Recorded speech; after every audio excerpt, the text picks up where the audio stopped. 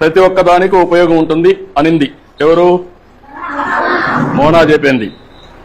అందుకే అవి ముఖ్యమైనవి, ఇవి అన్ని కూడా వనరులు అని ఎవరు చెప్పారు?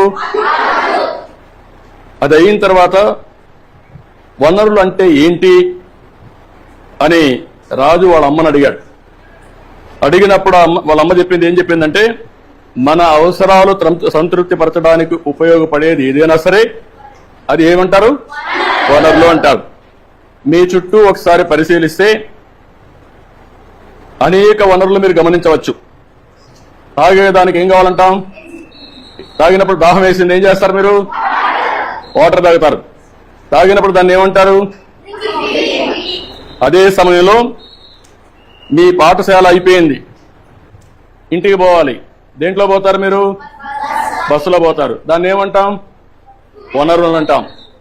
అదే సమయంలో మీరు చదివే పాఠ్య పుస్తకాలు, దాన్ని ఏమంటారు? ఎందుకు వనరు అంటున్నారు? ఉపయోగపడుతుంది కాబట్టి. మీ నాన్న ఇంటికి పోతానే మీకేదో తినుబండారం ఇస్తారు, దాన్ని తాజా కూరగాయలతో కూడా తయారు చేస్తారు, దాన్ని ఏమంటారు? వనరులు అంటారు. ఎందుకు? ఉపయోగపడుతుంది.